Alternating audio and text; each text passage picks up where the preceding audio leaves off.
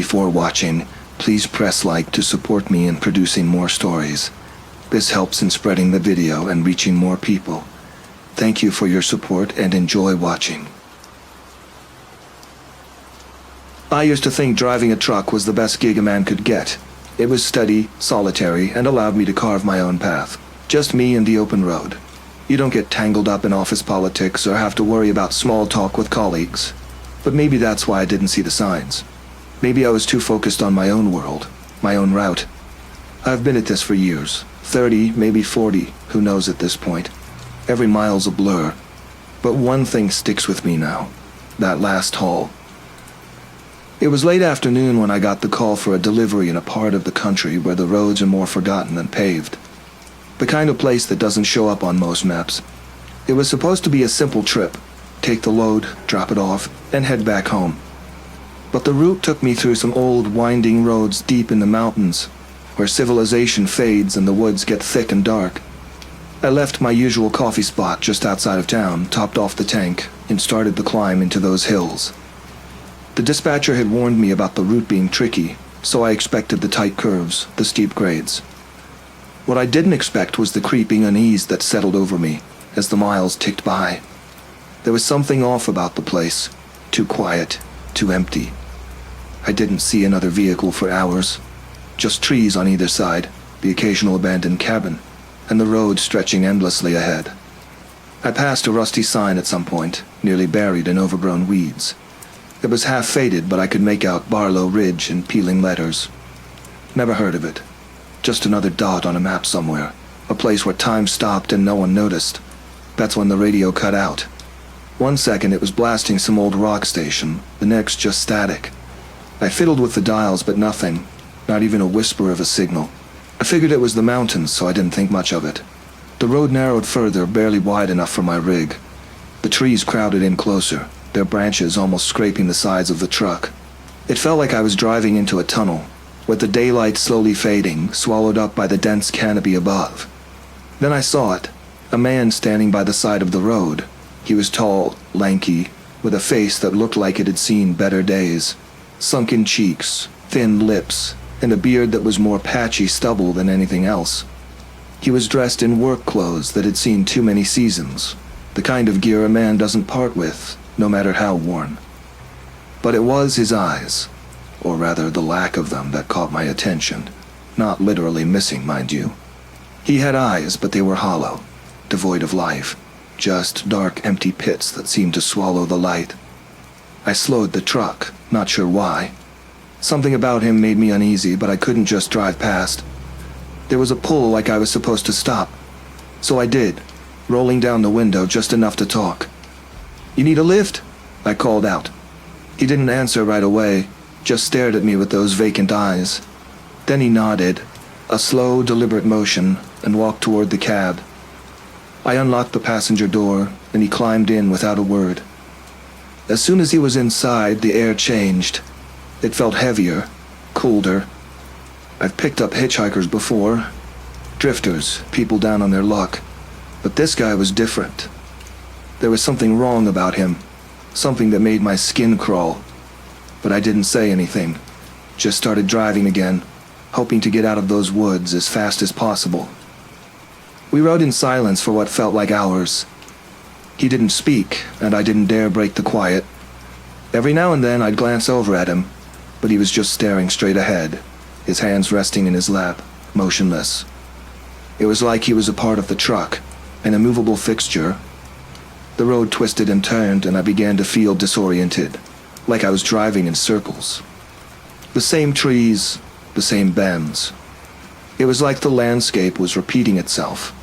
The fuel gauge started dipping lower, and I realized I hadn't seen any signs of life for miles. Not even a gas station or a farmhouse. Just trees and that damn road. Then, out of nowhere, the man spoke. "Turn left," he said, his voice low and flat. I didn't argue. I just did what he said, turning the wheel and heading down an even narrower dirt path. The truck rumbled over the uneven ground, and the trees closed in tighter. My heart was pounding now, every instinct screaming at me to stop, to turn around, but I couldn't. It was like I was trapped, stuck on this path with no way out. We drove for a few more minutes before the road ended abruptly in a small clearing. There was an old house there, dilapidated and leaning to one side, like it was barely holding itself together. The windows were broken, the door hanging off its hinges. It looked like no one had lived there in decades. "Stop here," the man said, and I did. He got out of the truck slowly, almost methodically. I watched as he walked toward the house, disappearing into the shadows of the porch. I should have driven away right then and there, but something kept me rooted in place. I felt like I was in a trance, my hands gripping the steering wheel so tight my knuckles turned white. Minutes passed, maybe hours. I couldn't tell. The sky had gone completely dark. The only light was the faint glow from my headlights. I was about to turn the truck around when I saw movement in the rearview mirror. A figure was approaching from the woods, staggering toward the truck. It was another man, but this one looked like he'd been through hell. His clothes were torn, his face bruised and bloodied. He stumbled toward the cab, pounding on the door with desperate fists. "Help me! Please help me!" he screamed.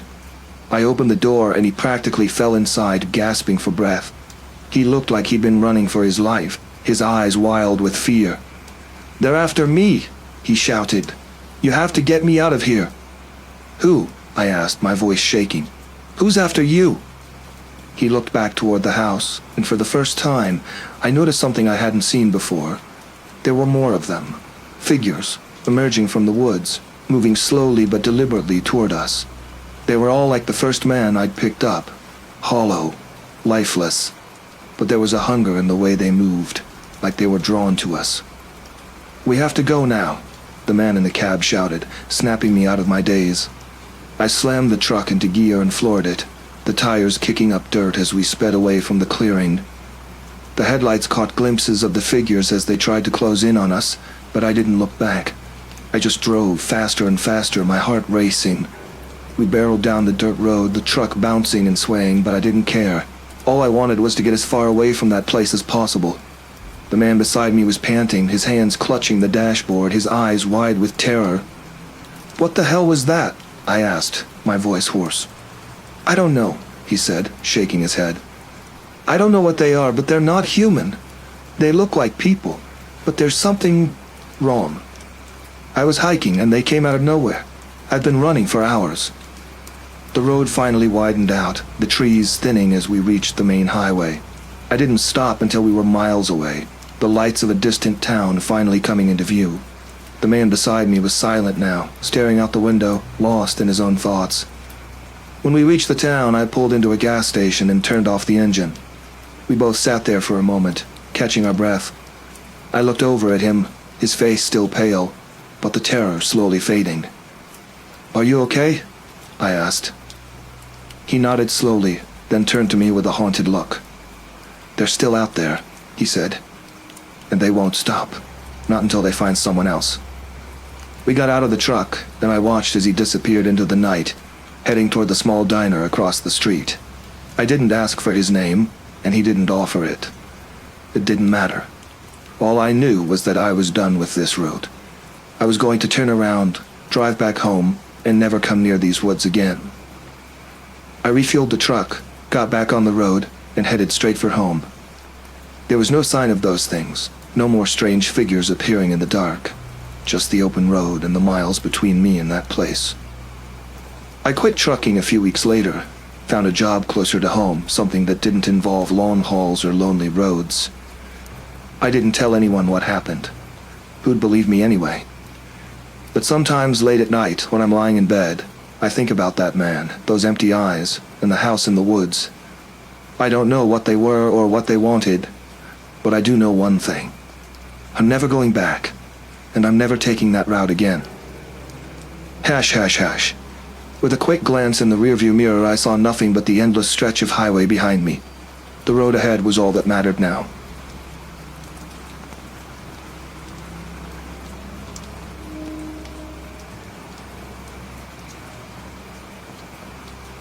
I'm a truck driver, always have been.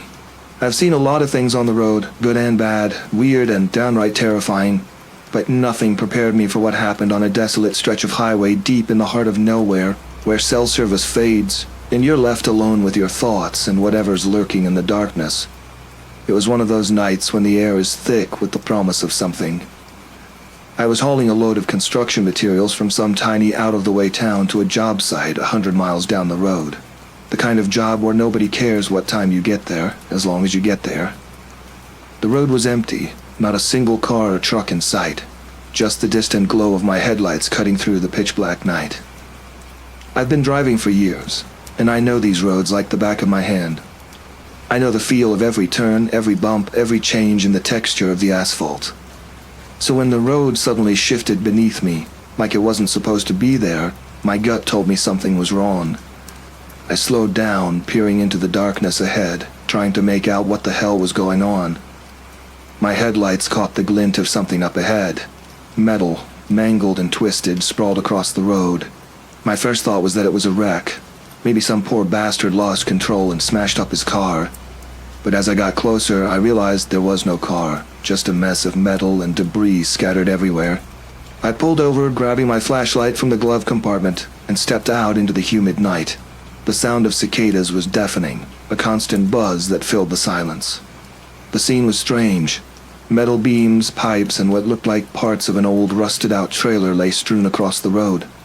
I couldn't figure out where it all came from. There wasn't any other vehicle in sight, no skid marks, no sign of anything that might explain how this stuff got here. As I walked around the debris, my flashlight caught something shiny. A piece of the side mirror, cracked and hanging from a chunk of metal. It was from a truck. I've seen enough of them to recognize it immediately, but there was no truck around. Something about the whole situation made my skin crawl. It didn't make sense, and when things don't make sense, I've learned to trust my instincts. I was about to turn back when I heard it, a faint sound like someone calling out. I froze, listening hard. It came again, a weak, muffled cry coming from somewhere behind the debris. I pushed aside some of the metal, my heart pounding. There, trapped under a piece of the wreckage, was a man. His face was bloodied, his clothes torn, but he was alive. I dropped to my knees and started pulling the metal off him, careful not to move him too much. His eyes fluttered open, and he stared at me with a look that sent a shiver down my spine. Not fear, but something else. Something I couldn't place. Help. Me, he whispered, his voice barely audible. "I've got you," I said, trying to keep my voice steady. "Just hang on, okay? I'll get you out of here." But as I lifted the last piece of metal off him, I realized something was very wrong. The man was wearing what looked like a uniform, dirty, tattered, but unmistakably a uniform. And then it hit me. He was a trucker, just like me. But the uniform, it wasn't from any company I recognized. It looked old, outdated, like something from a decade or more ago. "Who did this to you?" I asked, but he didn't respond. He just kept staring at me with those hollow eyes, his breathing shallow and labored. I fumbled for my phone, but of course there was no signal. I had to get him to a hospital, but the nearest one was miles away, and there was no way he'd survive the trip in this condition. I made the decision to drive back to the last town I passed. It wasn't far, and they had a small clinic there. It was his best shot.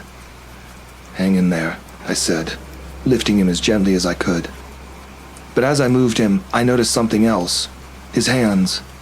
They were rough, calloused, but his fingernails, they were torn, bloody, like he'd been clawing at something, trying to escape. My gut twisted with a growing sense of unease, but I had no time to think about it. I got him into the cab, laying him across the passenger seat, and gunned the engine. As I drove, the man's breathing grew weaker, his skin pale and clammy. I kept glancing over at him, half expecting him to tell me what happened, but he just stared out the windshield, his eyes unfocused. I kept talking to him, trying to keep him conscious, but it was like he wasn't really there. Suddenly, he grabbed my arm, his grip surprisingly strong for someone in his condition. "He's coming," he rasped, his voice barely a whisper. "You have to get away. He's coming for you, too." My blood ran cold. Who? Who's coming? But before he could answer, his body went limp, his grip loosening as his eyes rolled back into his head. I cursed under my breath, my foot pressing harder on the gas. The town was just a few miles away, and I could already see the faint glow of streetlights on the horizon. As I pulled into the town, I made a beeline for the clinic, screeching to a halt right in front. I jumped out and ran inside, shouting for help. A nurse and a doctor came rushing out, and together we got the man inside. They took over, trying to stabilize him as I stood there helplessly watching. After what felt like an eternity, the doctor came out, shaking his head. "I'm sorry," he said, his voice somber. "He didn't make it. He was too far gone." I nodded numbly, the weight of what had just happened pressing down on me. "Do you know who he was?" The doctor looked at me strangely. "He didn't have any ID on him, and from the look of his injuries, he's been through hell. But there's something you need to see." He led me back into the room where the man's body lay, covered with a sheet. The doctor pulled it back, revealing the man's chest. My heart skipped a beat when I saw it. Deep, jagged scars running across his torso, like he'd been cut open and stitched back together over and over again. And on his arm, a number was tattooed, faded and barely legible, but there. "What the hell?" I muttered, feeling a wave of nausea. "I've seen something like this before," the doctor said, his voice grim. "Years ago there was a truck driver found in a similar condition not too far from here. Same scars, same tattoo. The guy was never identified and the case was never solved." My mind was reeling. How could this be possible? Was this the same man? Or was there something else going on here? Something much darker than I could ever have imagined? "Whatever happened to him," the doctor continued, "it wasn't an accident. Someone did this to him. And if what he told you is true, you need to be careful." I left the clinic in a daze, my thoughts racing. As I got back into my truck, I glanced over at the passenger seat, half expecting to see the man sitting there warning me again. But the seat was empty, just a faint stain of blood where he'd been. I started the engine and drove out of town, my eyes scanning the road ahead, every shadow, every flicker of movement. I didn't know who or what had done this, but I knew one thing for sure. I wasn't going to stick around to find out. Whatever had happened to that man, I wasn't going to let it happen to me.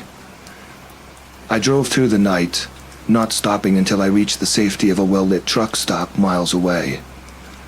As I sat there, the engine idling, I couldn't shake the feeling that I was being watched, that something was out there, lurking in the darkness, waiting for its next victim. But I knew one thing. I wasn't going to let it catch me. And as the first light of dawn broke over the horizon, I pulled out of the truck stop and drove on, leaving the horrors of that night behind. The road stretched out ahead of me, endless and empty, and I kept driving, not daring to look back.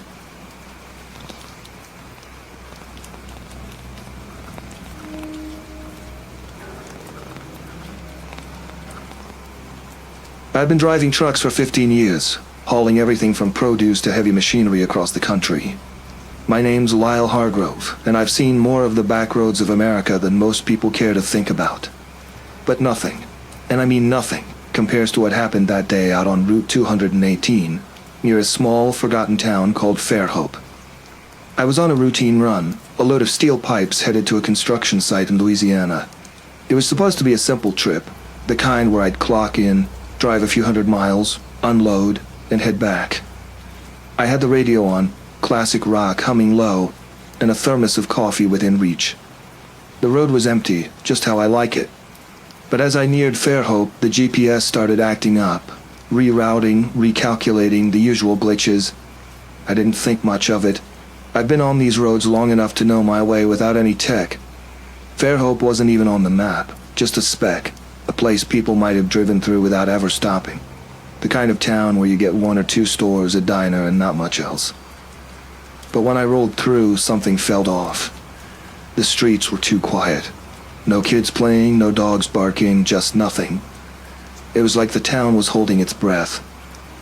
As I eased the rig through the narrow streets, I saw a man standing by the side of the road. He was dressed in dirty work clothes, maybe a mechanic or a farmhand. Something about him wasn't right. He was too still, just staring at the truck, following it with his eyes as I passed by. His face was rough like he hadn't shaved in days, and his hair was matted with sweat and dirt. The closer I got, the more uneasy I felt, like he could see right through the steel of the cab and into my head. I shook it off and kept driving, chalking it up to the weird vibes that sometimes come with small towns. About 5 miles out of Fairhope, the road narrowed into a single lane, flanked by dense woods on either side. My mind started drifting, and before I knew it, the truck sputtered and died, dead in the middle of nowhere. I cursed under my breath, grabbed my flashlight, and hopped out to check under the hood. The engine wasn't overheated, nothing seemed out of place, but it wouldn't start. I couldn't afford to waste time, so I decided to take a walk back to town, see if I could find someone to help. The sun was setting as I trudged back toward Fairhope, the sky turning that deep orange that bleeds into night. That's when I heard it. A low, metallic creaking, like an old barn door swinging in the wind. I stopped and listened, but it was gone. I kept walking, a little faster now, and that's when I saw the man again. The same one from before. He was just standing there in the middle of the road, blocking my path. "Need some help?" he asked, his voice rough like gravel. There was no warmth in it, no concern, just a flat, cold tone that sent a chill up my spine. "I'm good. Just need to get back to town," I replied, trying to sound casual. But something about him kept me on edge. He didn't move, didn't blink, just stood there, staring. "Not much in Fairhope," he said, a thin smile creeping onto his face. "But I can get you back there if you want." I was about to decline, tell him I'd be fine on my own, but then he started walking toward me, slow and deliberate. His clothes looked even dirtier up close, stained with what I first thought was oil. But as he got closer, I realized it was something else, blood, dried, crusted, and smeared on his shirt and hands. I took a step back, my instincts screaming at me to run. "You all right, man?" I asked, trying to keep my voice steady. He didn't answer. Instead, he reached into his pocket and pulled out a knife. It was old, the blade chipped and rusted, but sharp enough to do damage. I didn't wait to find out what he intended to do with it. I turned and ran, bolting back toward the truck as fast as I could. I could hear his footsteps behind me, heavy and relentless. The trees blurred as I sprinted down the road, my lungs burning, my heart pounding. I could still hear that creaking sound, closer now, but I didn't dare look back. When I finally reached the truck, I scrambled into the cab, slammed the door, and locked it. My hands were shaking as I tried the ignition again. Nothing. The engine was dead, and that creaking sound was getting louder, closer. I glanced in the rearview mirror and saw him, the man standing right behind the truck. He was grinning, that knife glinting in the dim light. I had no choice. I grabbed the tire iron from under the seat, swung open the door, and jumped out, ready to defend myself. But he didn't move. He just stood there, watching, waiting for me to make the first move. I tightened my grip on the tire iron, my knuckles white, and took a step forward. "What the hell do you want?" I shouted, the fear in my voice making me sound weak. He smiled wider, showing teeth that were chipped and yellowed. "I want to help," he said, his voice dripping with mockery. I swung the tire iron hard, aiming for his head, but he was faster than he looked. He ducked, and before I could react, he lunged at me, the knife slashing through the air. I barely dodged it, the blade grazing my arm, drawing blood. The pain was sharp, but it fueled my desperation. I swung again, this time connecting with his shoulder. He grunted in pain, but didn't go down. Instead, he grabbed my arm and twisted, forcing me to drop the tire iron. The knife flashed again, and I knew I was out of time. But then, out of nowhere, headlights flooded the road. A pickup truck barreled down the lane, its horn blaring. The man hesitated just for a second, and that's all I needed. I kicked him hard in the chest, sending him stumbling back into the ditch. The truck skidded to a stop, and an older man jumped out, shotgun in hand. "Get in!" he yelled at me, his eyes wide with panic. I didn't need to be told twice. I jumped into the passenger seat, and we tore out of there, the tires kicking up gravel as we sped away. As we drove, I looked back, expecting to see the man chasing us.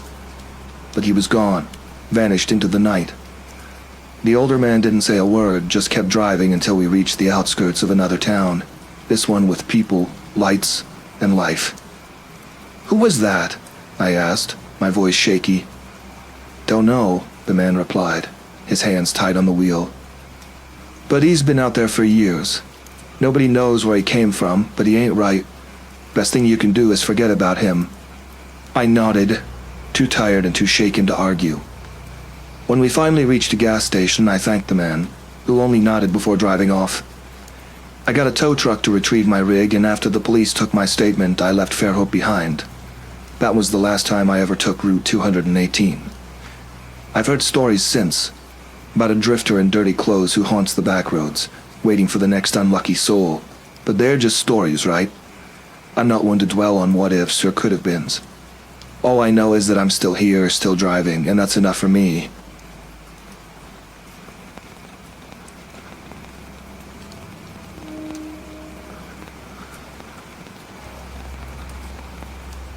The load I was hauling that day wasn't anything special, just a routine run from Tulsa to some small town in northern Missouri. The route was familiar, the kind you drive half asleep because you know every bump and curve by heart. I liked it that way. Driving gave me space to think, time to let my mind wander, or at least it usually did. This time it was different. My name's Russell, by the way. Been driving trucks for a solid 20 years. Seen some crazy stuff on the road, but nothing like what happened that day. And it wasn't even the road that spooked me, but what happened when I took a detour. A quick decision that I've regretted ever since. I'd stopped at a diner off Highway 69, just past the Kansas border, where the coffee tastes like burnt rubber, but it's hot and strong. I had a half hour to kill and a full tank, so I wasn't in a rush. The waitress, a woman with tired eyes and a voice that rasped like gravel, told me about a shortcut through some back roads that had saved me time and keep me off the radar of any state troopers looking to meet their quota. "Take Old Mill Road," she said. "It's quicker and you'll avoid the way stations. Just be sure to keep going straight. Don't veer off onto the dirt tracks, you hear me?" I nodded, paying more attention to my second cup of coffee than to her advice. Looking back, I should have listened closer. Old Mill Road was barely a road at all. It was narrow and twisted through thick woods, the kind of place where the trees grow so close together that they almost blot out the sky. The pavement was cracked and pitted with weeds sprouting through the gaps. It didn't bother me, though. My rig could handle it, and I was glad to be away from the main highways, where the speed traps and traffic lights seemed to conspire to make a long day even longer. I was cruising along, lost in thought, when I noticed something up ahead. A car pulled off to the side, hazard lights flashing. It was an old sedan, something from the 80s, with rust eating away at the fenders. A man stood beside it, waving his arms. Now, I've been around long enough to know that stopping for strangers on the road is a gamble, but I couldn't just leave the guy stranded. I slowed down, pulling over to see if I could help. The man approached my window, and I immediately noticed something was off about him. He was tall, gaunt, with skin that seemed stretched too tight over his bones. His clothes were dirty, torn in places, but it was his face that made my stomach tighten. His nose looked like it had been broken in a dozen different places, his cheeks hollow, and his lips cracked and dry. The most unsettling thing, though, was the way he moved. Like each step took every ounce of his strength, like he was being pulled in two different directions at once. "You got a phone?" he rasped, leaning into my window. His breath smelled of rot, and his eyes, though I didn't let myself focus on them, had a wild, desperate look. "Yeah," I replied, keeping my voice steady. "Need to call for help?" He nodded, his head bobbing up and down like it was on a loose hinge. "Car broke down. Can't get it started." I handed him my phone, watching as his fingers, bony and yellowed, fumbled with the buttons. He dialed a number, then held the phone to his ear. I couldn't hear who he was talking to, but the way he spoke, low, urgent, and filled with a kind of manic energy, made the hairs on my arms stand on end. After a minute, he handed the phone back. "Thanks," he muttered, backing away from the truck. "You need a ride somewhere?" I asked, partly out of obligation and partly because I couldn't shake the feeling that something was wrong with this whole situation. He shook his head. "No, someone's coming for me. You should go." Something in his tone told me he meant it as more than just a suggestion. I gave him a nod and rolled up the window, easing the truck back onto the road. But as I drove away, I kept glancing in the mirrors, watching as he stood there, motionless, staring after me until the trees swallowed him up. The road ahead seemed darker now, the shadows between the trees growing longer and more oppressive. I pushed those thoughts aside, focusing on the task at hand, getting to the next town, making my delivery. and putting this whole weird encounter behind me. But Old Mill Road had other plans. About 10 miles later, just as the daylight started to fade, I saw another vehicle up ahead. It was the same beat-up sedan, parked on the side of the road. The same man stood next to it, his figure half hidden in the growing twilight. My heart skipped a beat and I slammed on the brakes. The truck skidded to a stop and I sat there for a moment, gripping the wheel, trying to make sense of what I was seeing. There was no way he could have gotten ahead of me. I hadn't passed any turnoffs and he hadn't driven by me. My mind raced through the possibilities, each one more implausible than the last. Was he playing some kind of trick? Was there another road I hadn't seen? The questions buzzed in my brain like a swarm of angry bees, but none of them fit. I put the truck in reverse, backing away slowly. As I did, the man started to walk toward me, his gait slow and unsteady, like he was fighting against an invisible current. My foot hovered over the accelerator, but I didn't press down. Something in me, a deep, primal instinct, told me that speeding off wasn't the answer. He reached the driver's side door and knocked. A soft, almost polite tapping. I rolled down the window just enough to speak through. "What do you want?" I asked, my voice tense. "Help," he said, his voice softer now, almost pleading. "I need your help." I swallowed hard, glancing at the sedan. "But you said someone was coming." "They're not coming," he whispered. "They're not coming, and I can't leave. Please, you have to help me." There was a desperation in his words that cut through my fear. Against every ounce of my better judgment, I found myself nodding. "What do you need?" He looked back at the car, then at me. "There's something in the trunk. I can't open it." My blood ran cold. The thought of what could be in that trunk made me hesitate, but I couldn't turn back now. "Okay," I said, trying to keep my voice steady. "I'll take a look." He stepped aside, and I got out of the truck, feeling the weight of his gaze on me as I approached the car. The air around us was thick, almost suffocating, and the only sound was the crunch of gravel under my boots. The trunk was old, dented, and rusted shut. I grabbed the latch and pulled. It didn't budge.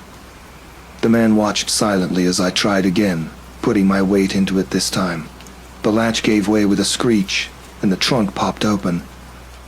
The smell hit me first, decay like something had been rotting in there for days. I gagged, stepping back as the contents of the trunk came into view. A body, a man's body, curled up and wrapped in a tattered blanket. His face was barely recognizable, swollen and discolored, but there was no mistaking what I was looking at. My first instinct was to run, to get back in the truck and drive as far away as possible. But the man, the one who had asked for my help, was standing right behind me, blocking my path. "That's me," he said quietly, his voice carrying a strange calmness. "That's what I've become." I stared at him, then back at the body in the trunk. The resemblance was there, but twisted, like looking into a funhouse mirror. The man in the trunk was the same as the one standing before me, only older, decayed, and dead. "What is this?" I asked, my voice trembling. He didn't answer. Instead, he walked over to the open trunk, his movements slow and deliberate, as if he was trying to hold himself together. He leaned in, looking down at the corpse and then back at me. "You need to close it," he said, his tone firm. "Close it, and don't look back." I felt my hands move before my brain could catch up, grabbing the trunk and slamming it shut with a finality that sent a shockwave through my body. As soon as it was closed, the man staggered back, his body trembling. For a moment I thought he might collapse, but he steadied himself, taking a deep breath. "Thank you," he said, his voice barely more than a whisper. "Now go." I didn't need to be told twice. I got back in the truck, my hands shaking as I started the engine. The man stood there watching me, his face a mask of exhaustion and something else, something I couldn't quite place. I pulled away, the tires spinning on the loose gravel as I accelerated down the road. In the rearview mirror, I saw him standing there, growing smaller and smaller until he was just a speck in the distance. I didn't stop until I reached the next town. I made my delivery, fueled up, and kept driving. I didn't care where I was headed, as long as it was far away from Old Mill Road. But as I drove, a question kept gnawing at me. What had I just seen? The man, the body, the way he'd looked at me. It didn't make sense. But there was one thing I knew for sure. I wasn't going back. Ever. The police found the car a week later with the trunk empty and no sign of the man. I didn't mention what I'd seen and they didn't ask. But that night, as I parked my truck and turned off the engine, I glanced at the cab's mirror. I didn't see him, but I knew he was out there, somewhere.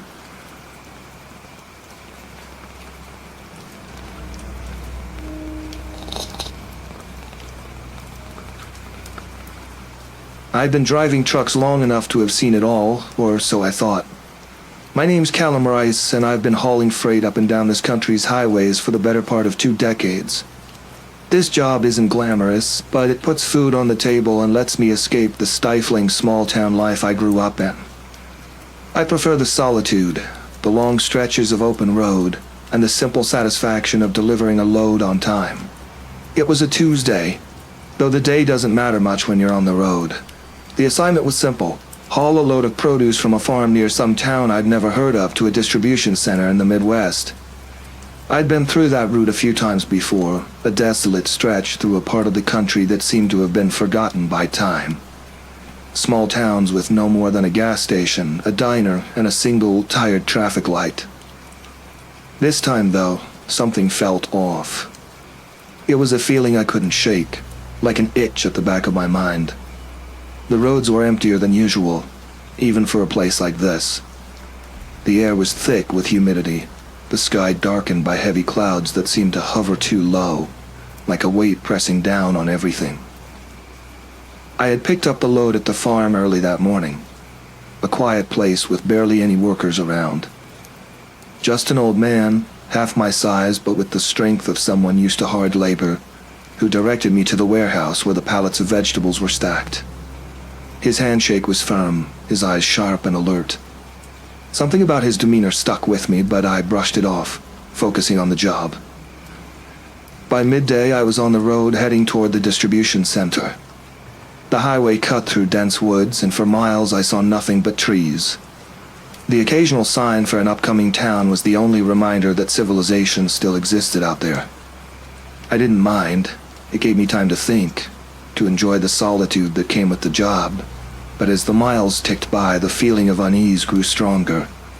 About halfway through the route, I noticed something in my side mirror. A car, black and nondescript, keeping its distance but staying with me, matching my speed.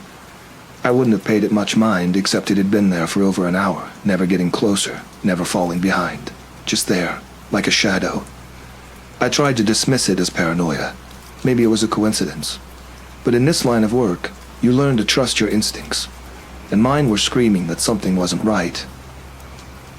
I decided to pull over at the next rest stop, a tiny patch of gravel with a single vending machine and a picnic table under a rusted metal roof, the kind of place truckers use to stretch their legs and down a quick sandwich before hitting the road again.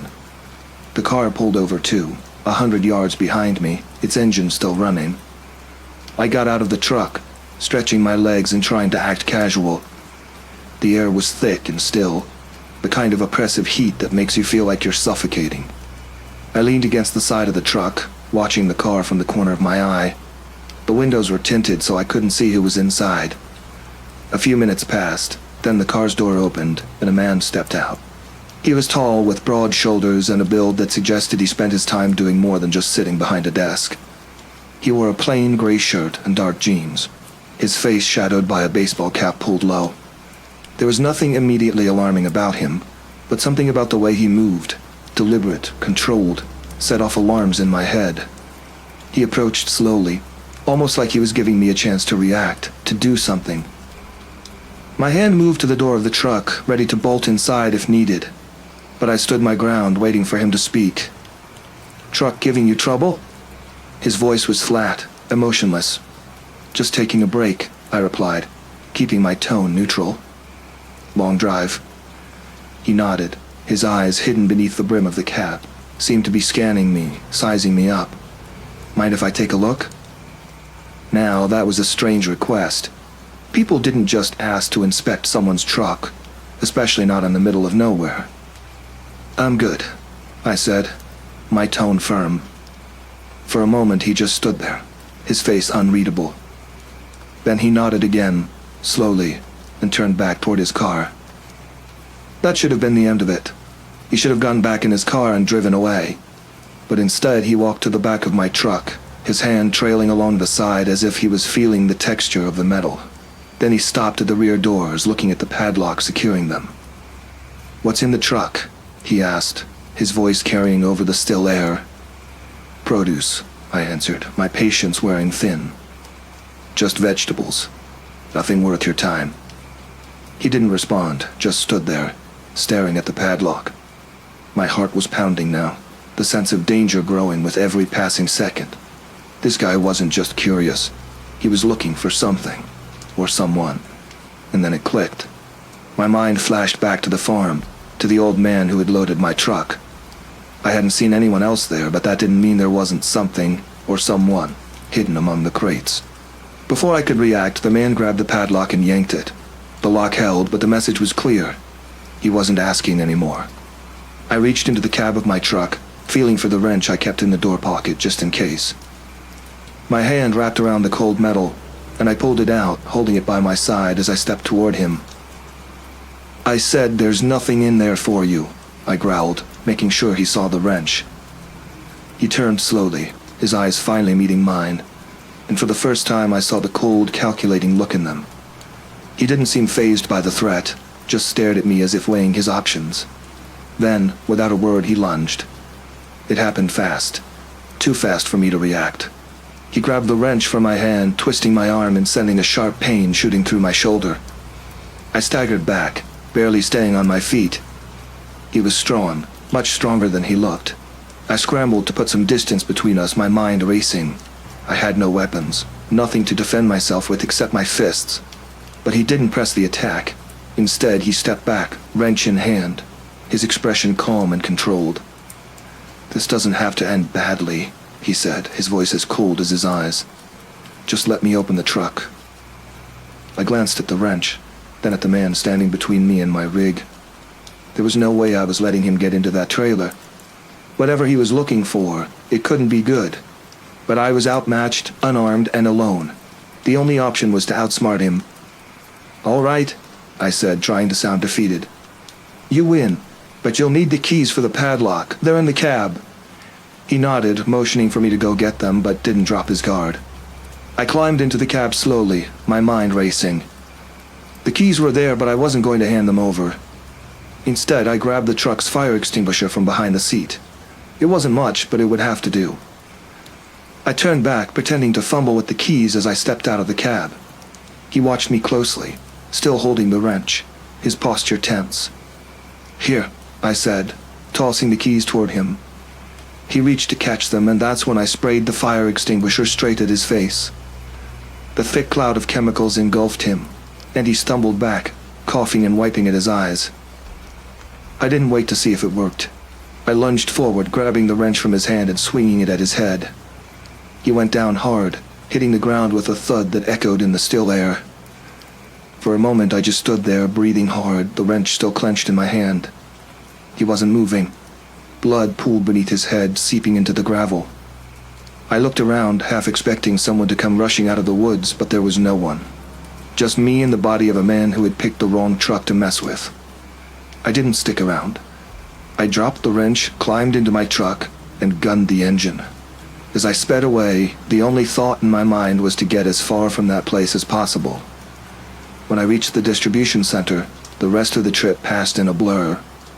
I unloaded the crates as quickly as I could, avoiding eye contact with anyone who might ask too many questions. The bloodstains on my clothes were easy enough to explain away. Ran into some trouble on the road, but the image of that man lying in a pool of his own blood wouldn't leave my mind. I was lucky. No one asked questions. No one seemed to care. The world moved on, and so did I. But the memory of that day stays with me. Not as a haunting, but as a reminder.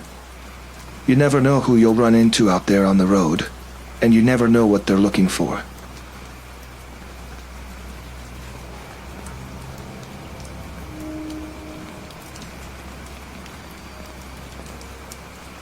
It started as another run-of-the-mill delivery route.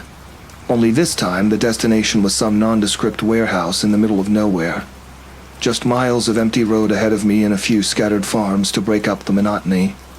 I've been driving long haul for 20 years, and I've seen just about everything this country's backroads have to offer.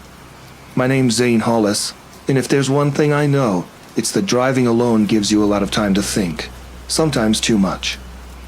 The route took me off the interstate and onto a 2-lane highway that seemed to stretch out indefinitely into the barren landscape. It was the kind of place where cell service dies, and the only company you have is the radio, which was barely picking up static. The sun was setting, and I could feel the weight of another long night creeping up on me. Just as the last sliver of daylight disappeared over the horizon, my rig's engine started sputtering. I cursed under my breath and pulled over to the side of the road. It wasn't the first time I'd had trouble with this truck, but this stretch of highway was the last place I wanted to be stuck. I grabbed my flashlight from the glove compartment and popped the hood. As I fumbled around trying to make sense of the problem, a pair of headlights appeared in the distance. The lights grew brighter as they approached, and for a moment I felt relieved. Maybe they could give me a hand, or at least a ride to the nearest gas station.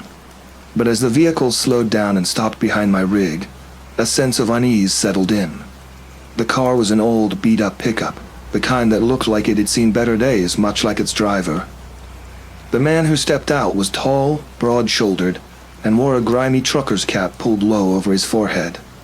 His clothes were filthy, as if he hadn't changed them in days. His face was partially obscured by the shadow of his cap, but what I could see didn't do much to ease my anxiety. There was something about the way he moved, slow and deliberate, that made my skin crawl. "Need some help?" His voice was gruff, like gravel scraping against metal. "Yeah, the engine's acting up," I replied, trying to keep my tone neutral. "Think I might need a tow." He nodded but didn't say anything else. Instead, he walked over to the front of the truck and stared at the open hood, his expression unreadable.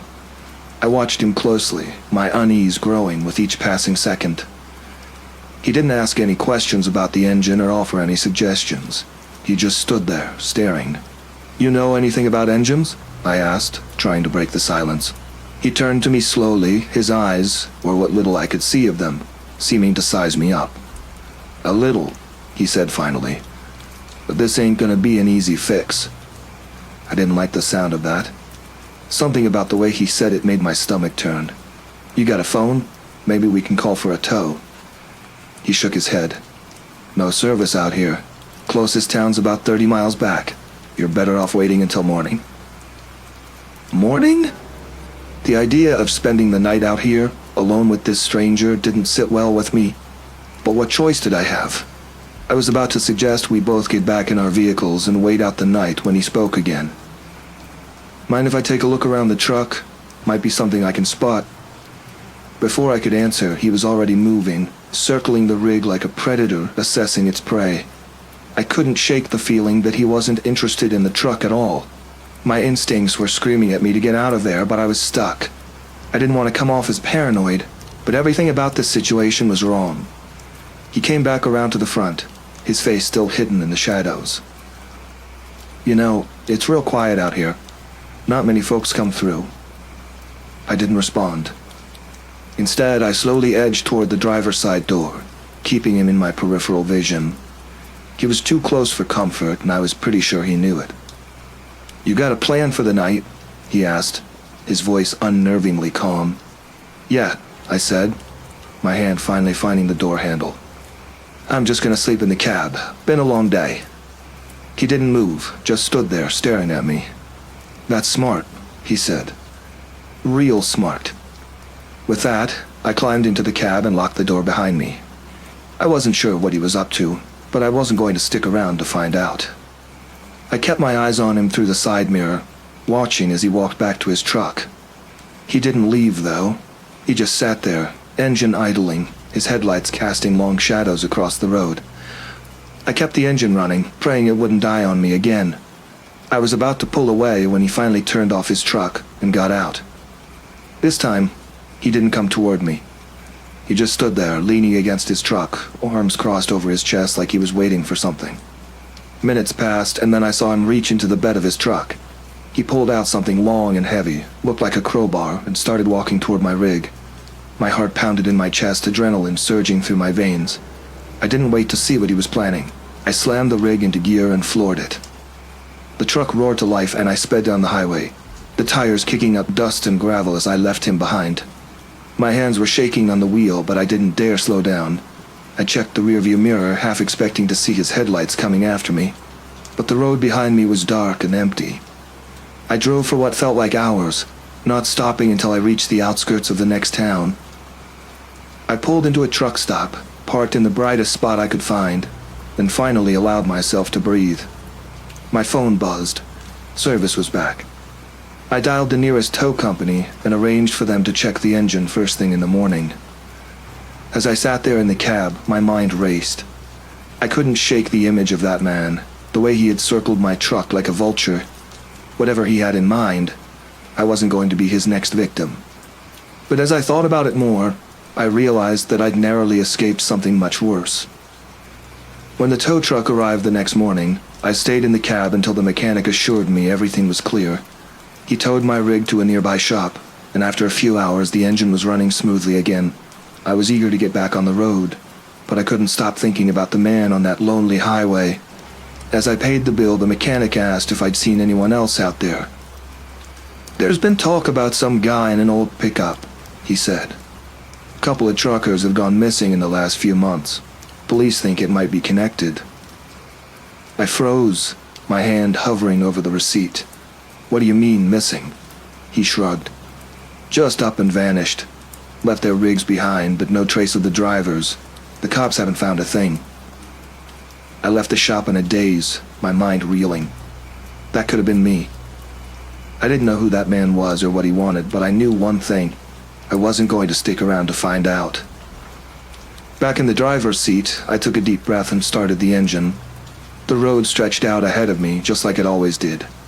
But this time, I wasn't thinking about the miles left to go, or the delivery waiting at the other end. I was just glad to be alive. And with that, I hit the road, leaving that place and that man far behind, hoping to never cross paths with him, or anyone like him, again.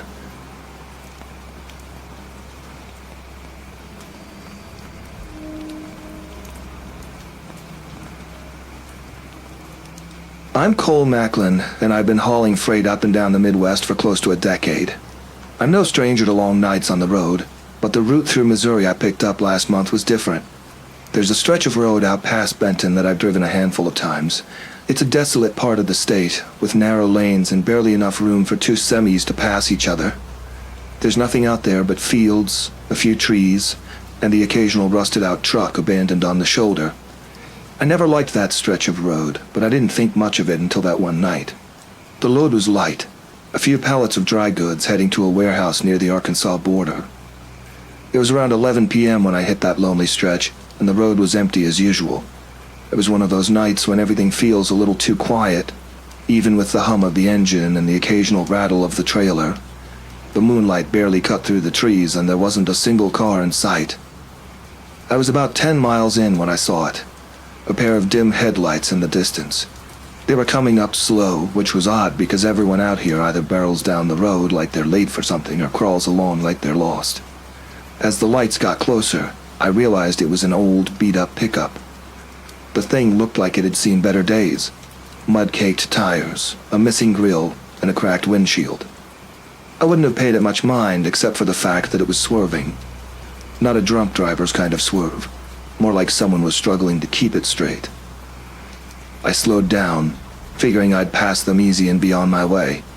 But just as I was about to overtake the truck, it veered hard to the right and disappeared off the road, straight into the field. I slammed on the brakes and pulled over, staring after the truck.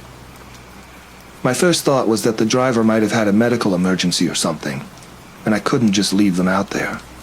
I grabbed my flashlight from the glove box, radioed in a brief message to my dispatcher, and started walking toward where the truck had gone off the road. The field was rough, uneven, and it wasn't long before I found the pickup, its nose buried in the dirt, steam hissing from the engine. The driver's door was open, swinging slightly in the breeze. I called out, but no one answered. I figured they must have been thrown from the vehicle, so I circled around, shining the light across the field. That's when I saw the blood. It was splattered across the ground in long streaks, leading away from the truck and into the woods. The trail was fresh, and my heart started pounding as I followed it, stepping over broken branches and pushing through the undergrowth. About 50 yards in, I found him. The man was on his back, his throat slit from ear to ear, eyes wide open, staring at nothing. His clothes were ripped, and there were deep gashes on his arms and chest. It was clear that whatever happened, he didn't go down without a fight. I've seen my fair share of rough stuff on the road. Accidents, breakdowns, even a few fistfights at truck stops. But this was different. This was cold-blooded murder. I knelt down, checking his pockets for ID, but found nothing. Just some crumpled bills and a rusted pocket knife. I was about to head back to the truck and call it in when I heard a rustling behind me. I spun around, flashlight beams slicing through the trees, but saw nothing. I kept the light steady, my pulse racing, listening hard for any sound. It was quiet. Too quiet. No crickets, no wind, just the sound of my own breathing. Then I saw him. A figure standing just at the edge of the light, tall and broad-shouldered, with a face I couldn't make out, only the faint outline of a hood pulled low. He didn't move, didn't make a sound, just stood there, watching. I backed up slowly, keeping the light on him, my hand moving to the knife I kept clipped to my belt. My truck was a good distance away, and I knew I couldn't outrun him if it came to that. The guy didn't flinch, didn't seem bothered by the light in his face. I could feel the sweat starting to trickle down my neck, the tension winding tighter with each second. And then he stepped forward, just one slow, deliberate step. I didn't wait for the next. I turned and ran, crashing through the brush, flashlight bobbing wildly in front of me. I could hear him behind me, his footsteps heavy, purposeful, but he didn't run. He didn't need to. He knew the land better than I did, and he was driving me toward something. I broke through the trees and stumbled back onto the road, my truck looming up ahead like a lifeline. I didn't stop until I reached the cab, wrenching the door open and flinging myself inside. I locked the doors, fumbling for the radio, but my hands were shaking too hard to press the button. The figure emerged from the woods, now in the full beam of my headlights. He was massive, with a face scarred and twisted like it had been through a war, skin pale under the harsh light. He was holding something, a knife, long and serrated, dripping with fresh blood. I finally managed to hit the radio, my voice cracking as I called for help. "This is Cole Macklin. I need assistance, now! There's been a murder. I'm at mile marker 58. Send the police." The man didn't move. He just stood there staring at me, the knife hanging loosely in his hand. I could see him breathing heavily, his chest rising and falling like he'd been running. But he hadn't broken a sweat. Then, without warning, he turned and walked away, back into the woods, disappearing as quietly as he'd come. I sat there, hard hammering, watching the darkness swallow him up, unsure if he was gone for good or just waiting for another chance. The police arrived about 20 minutes later, and they found the body where I said it would be. They didn't question me much. Just took my statement, my description of the man, and let me go. I don't know what they thought of my story, but they found the blood, the knife, and the tracks leading back into the woods. The guy was real, and I knew they were going to find him eventually. I never took that route again. I heard later that the man had been identified, a local drifter with a history of violence. They caught up with him a week later, dead in a ditch not far from where I saw him. Someone had done to him what he'd done to others, slit his throat and left him to bleed out. I don't think about it much these days. It's part of the job, I guess. You see things, you move on. But I'll tell you one thing. Next time I see a pair of swerving headlights on a dark road, I'm driving right on by.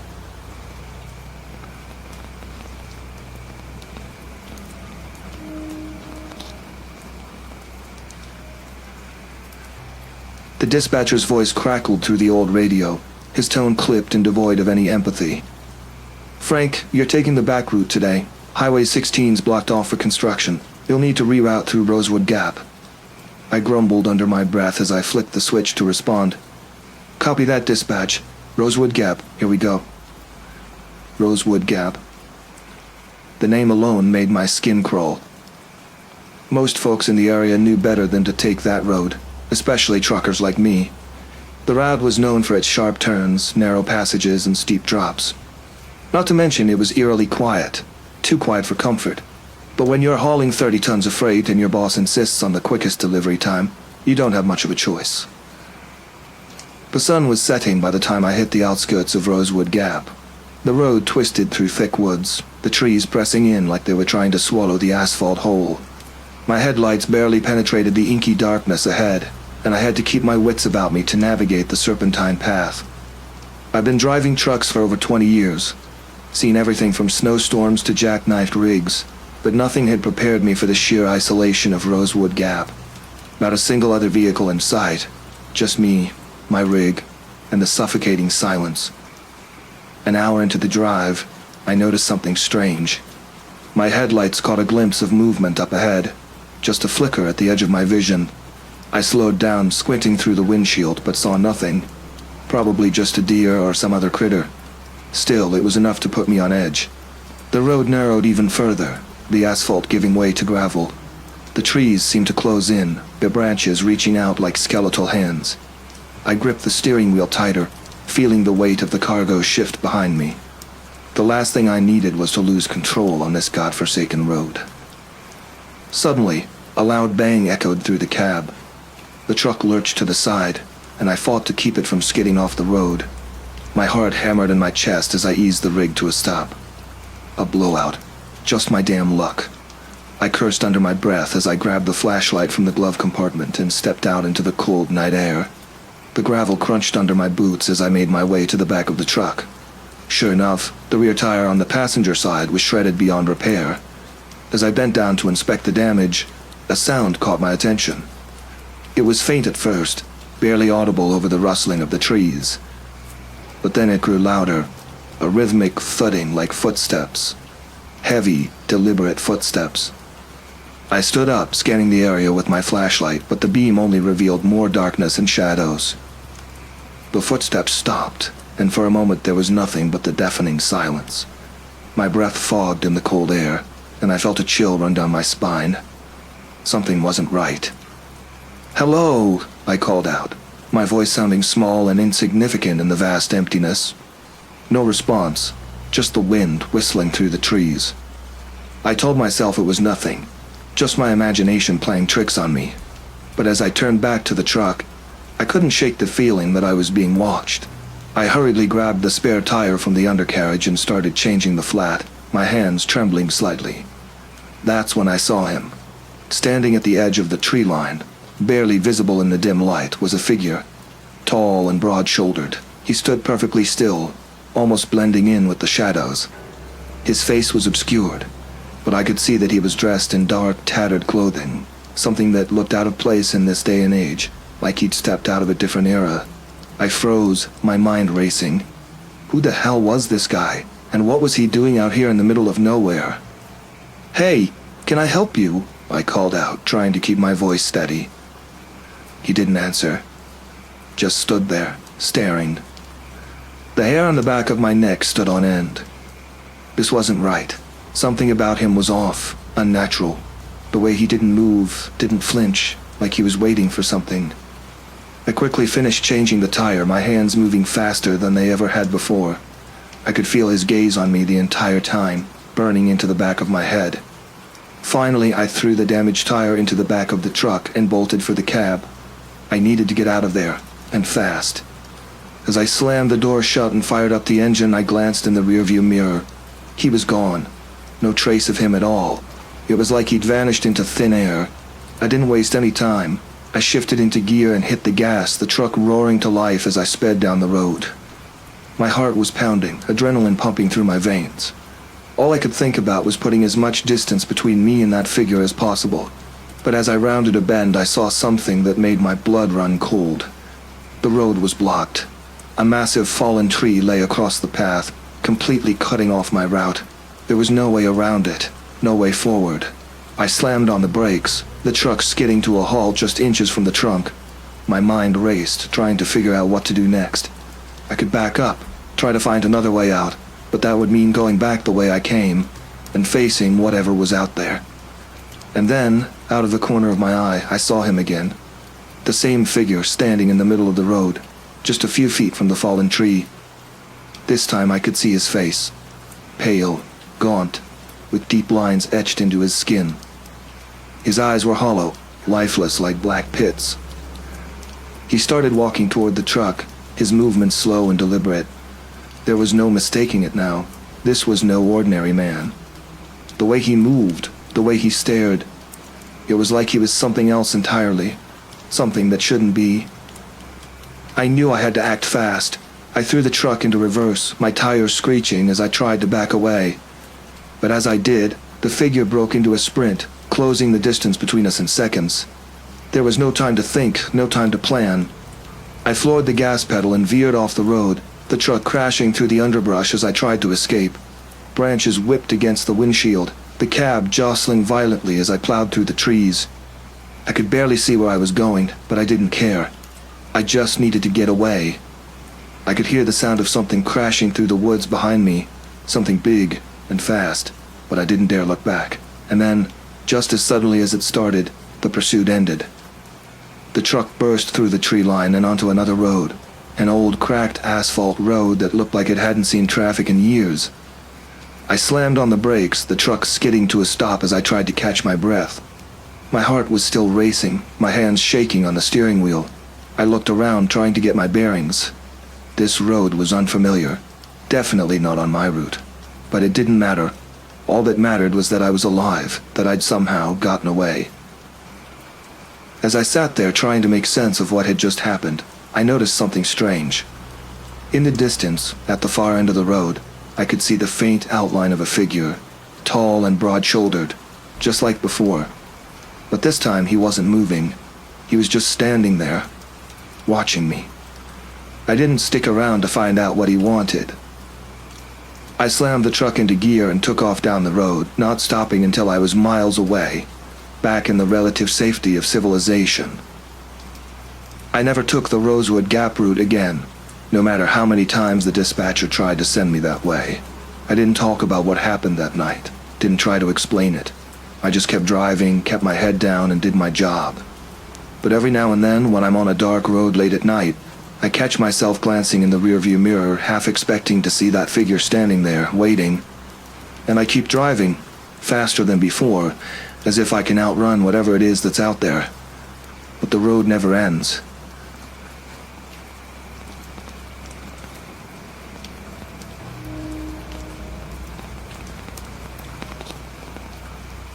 It was supposed to be a routine haul, just another run through a stretch of back roads that cut across the endless flatlands of the Midwest. I've been doing this job for over a decade now, a truck driver through and through, and I've seen it all. Or so I thought. The company I work for, a small outfit based out of Sioux Falls, gave me the task of delivering a shipment of refrigerated goods to a small town that barely registers on the map. Folks around here call it Briar's Hollow, though there's not much to it. A few houses, a diner, and a gas station that looks like it hasn't been updated since the 70s. The road was familiar, but it always made me uneasy.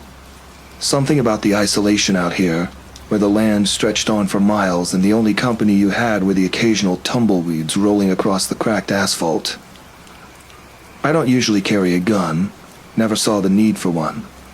I figured most trouble you could handle with a bit of common sense, or a firm word if it came to that.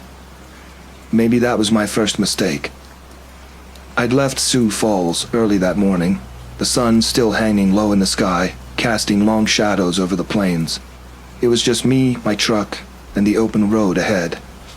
I had the radio on, some old country tunes playing low in the background, more for the company than anything else. The miles slipped by easily enough until I reached the stretch of road that cuts through the dense patch of woods just outside Briar's Hollow. It was a 2-lane highway, narrow and winding, and the trees pressed close on either side, making it feel like you were driving through a tunnel. It was then that I noticed the car. It was a beat-up old sedan, sitting on the shoulder with its hazard lights flashing. Normally I wouldn't have thought much of it. Plenty of folks get flats out here, and cell service is spotty at best. But something about the way it was parked, half jutting out into the road, made me slow down. As I passed by, I caught a glimpse of a man standing next to the car. He was waving his arms, trying to flag me down. Against my better judgment, I pulled over. Maybe it was the look of desperation on his face, or maybe it was just the decent thing to do. I'm not sure now, looking back. I stepped out of the cab, keeping my distance, and called out to him. "You all right there, buddy?" He was a tall man, lean, but with an almost wiry strength to him. His clothes were dirty, his hair matted, like he hadn't seen a shower in days. He didn't answer right away, just kept staring at me with this intensity that made my skin crawl. Something was off. Way off. Yeah, I'm fine," he finally said, his voice hoarse. "Just need some help with the car. Won't start." I hesitated. There was something about him, something in his eyes. No, not his eyes, the way he stood, the way his hands twitched at his sides. It was like he was barely holding himself together. "Why don't you stay there?" I said, taking a step back toward my truck. "I'll call a tow for you. No need to get too close, right?" His expression changed then, a flash of something dark and predatory passing over his face.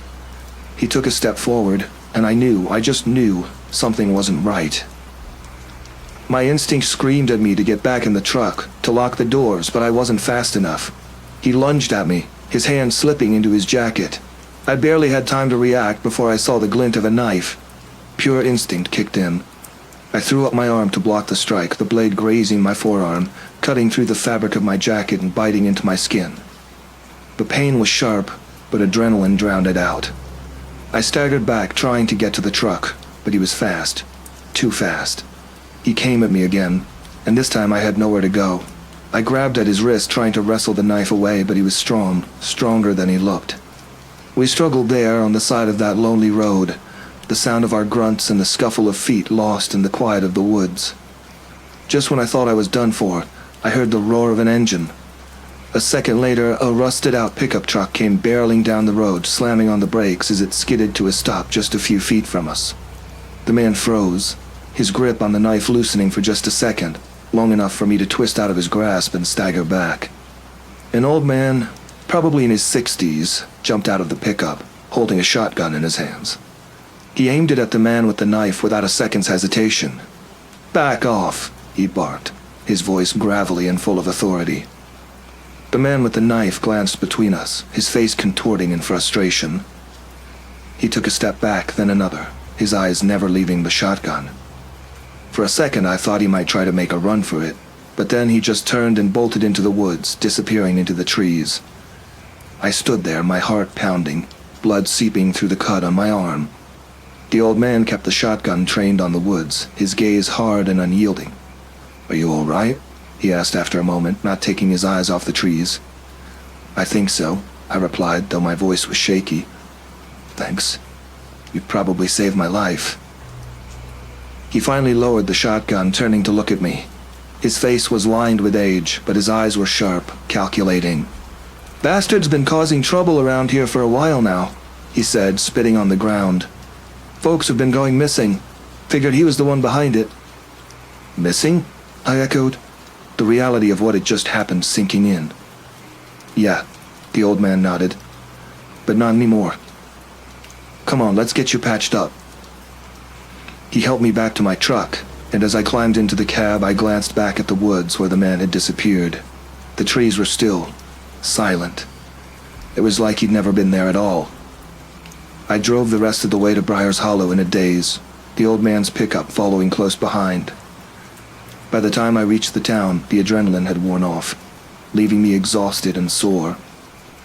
The locals at the diner patched me up, bandaging the cut on my arm, and offered me a drink, which I gladly accepted.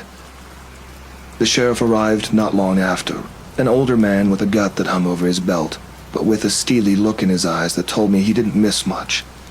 He took my statement, nodding along as I recounted the attack. When I finished, he looked at the old man who had saved me, the two of them exchanging a glance. "We've been looking for that guy," the sheriff said, his voice low. "Couple of folks went missing on this stretch of road last year. Never found them, but we had our suspicions." "What'll happen now?" I asked. "We'll put out an alert, get some folks out to search the woods," the sheriff replied. "But out here, well, things have a way of getting lost." He left it at that, and I didn't press him. The locals didn't seem surprised by any of it, just accepted it as another fact of life out here in the middle of nowhere. As for me, I finished my drink, thanked the old man and the sheriff, and got back in my truck. The delivery was still on time, that's all that mattered in the end.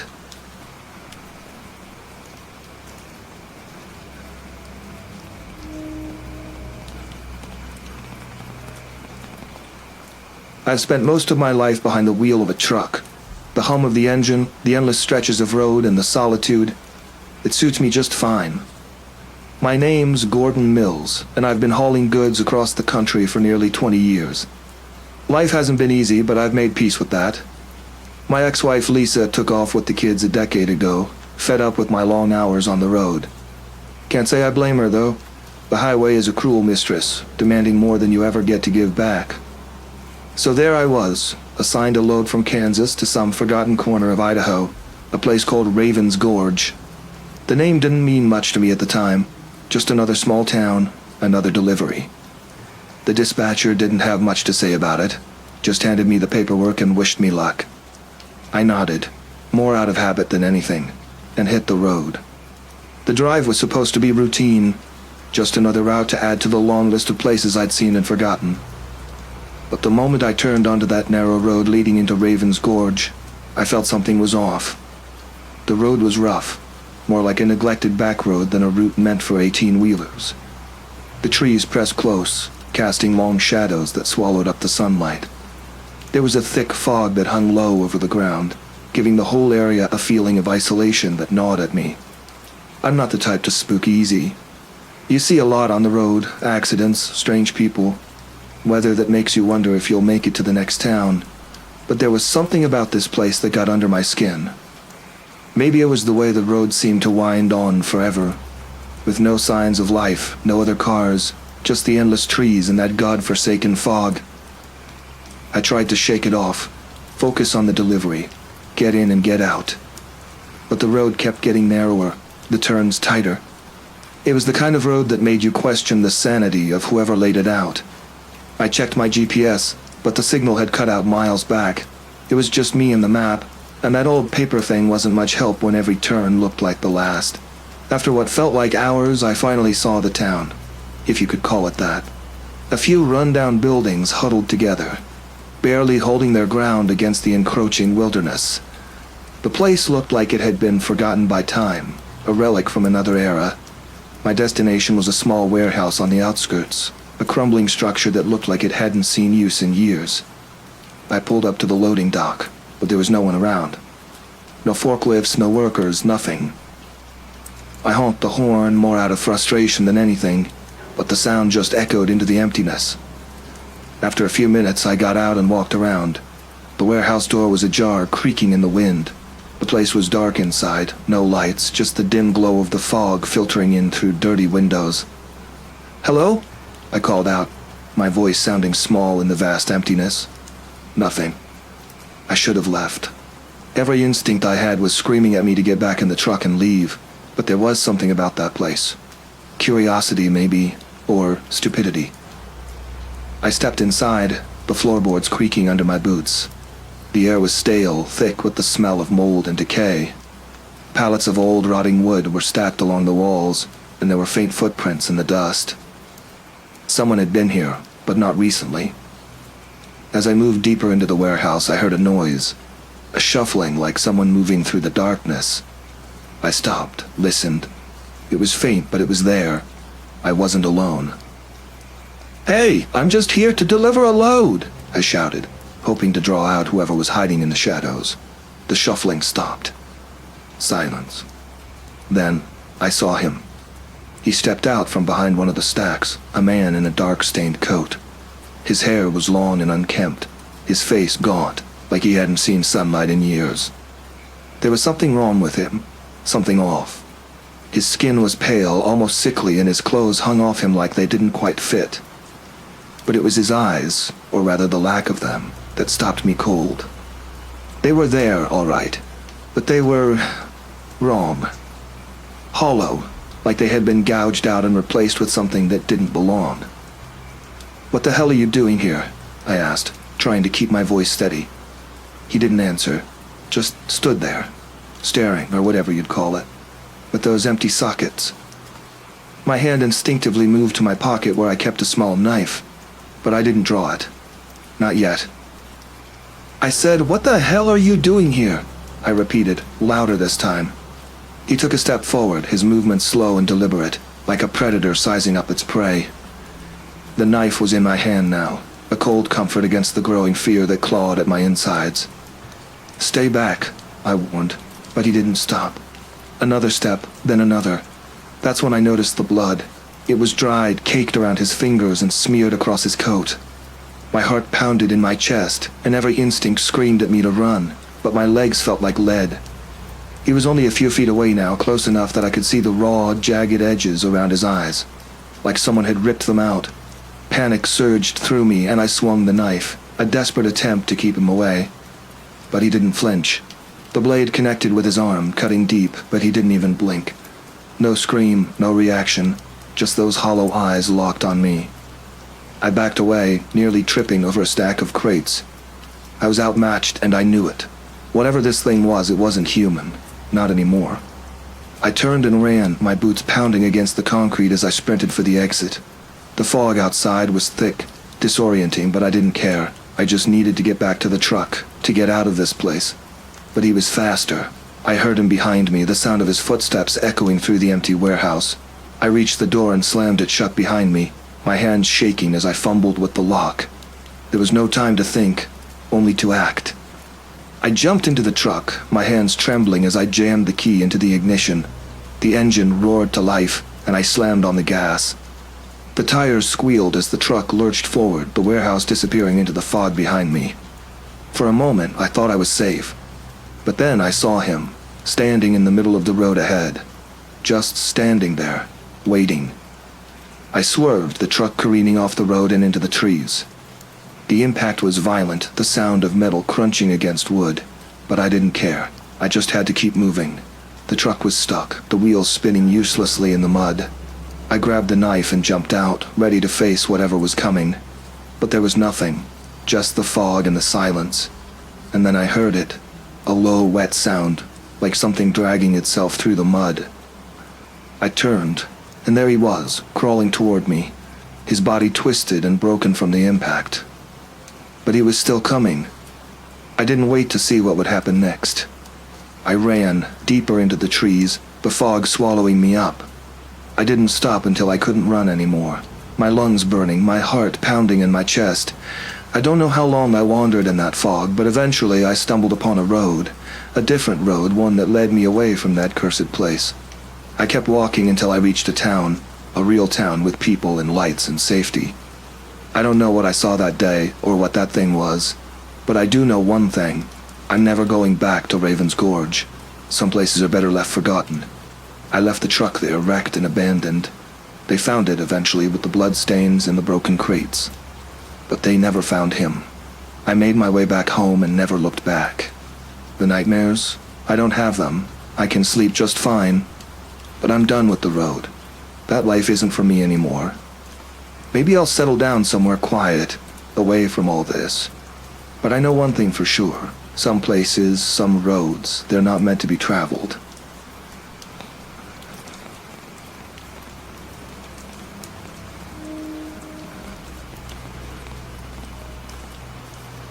I was somewhere outside of Salina, Kansas, about halfway through my route, when the trouble started. I've been driving trucks for over 10 years now, and I like to think I've seen just about everything on the road. Blizzards in Wyoming, tornadoes in Oklahoma, the endless monotony of I-70 through Kansas, but nothing compares to what I went through that night. Name's Edgar Mathis. People call me Eddie. I'm not much of a talker, but there's something you should know before I tell you the rest of this. I don't scare easy. Never have.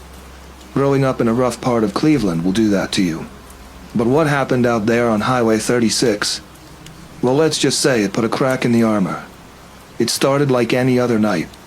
I had picked up a load of lumber in Missouri, destined for some contractor's yard in Colorado. The drive was long, but the pay was good. And with my bills piling up, I couldn't afford to be picky. I was about 5 hours in when the CB crackled to life. Just some chatter from other drivers about road conditions up ahead. Nothing I hadn't heard a million times before. The night sky was overcast, the moon hidden behind thick clouds, making the highway stretch out into a black void. My headlights carved out a tunnel of light, but it felt like the darkness was pressing in on me from all sides. I clicked the radio over to an old country station, something to keep my mind from wandering. It was around midnight when I spotted him, a man standing on the side of the road just beyond the reach of my headlights. He didn't have a car, no sign of a breakdown, just standing there with his thumb out. Normally I wouldn't stop, company policy and all, but something about the way he stood, so still and stiff, made me hesitate. I slowed the rig down, the tires crunching on the gravel shoulder, and rolled down the window. "Need a ride?" I called out. He stepped forward and I got my first good look at him. Tall guy, maybe in his late 30s, wearing a dirty flannel shirt and jeans. His face was pale, almost sickly, and there was something off about his expression, like he wasn't entirely there. "Yeah," he said, his voice raspy. "Thanks, been out here a while." I motioned for him to hop in. He climbed up into the passenger seat and slammed the door shut behind him. The cab instantly felt colder, like someone had left the door open to a freezer. I glanced at him out of the corner of my eye as I pulled back onto the highway. He didn't say much at first, just sat there staring straight ahead. After a few minutes, I broke the silence. "Where you headed?"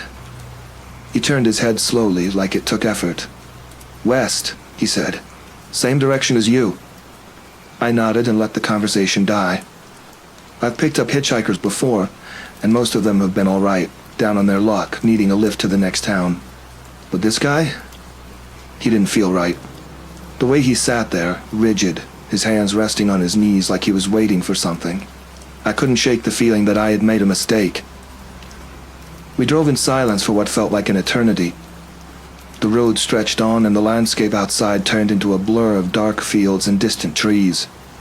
I tried to ignore the growing unease in my gut, but it was hard with him sitting there, barely moving. Then, without warning, he spoke. "You ever wonder what's out there?" he asked, his voice low and almost detached. I frowned. "Out where?" "In the dark," he said, his eyes never leaving the road ahead. "Beyond the lights. What's waiting?"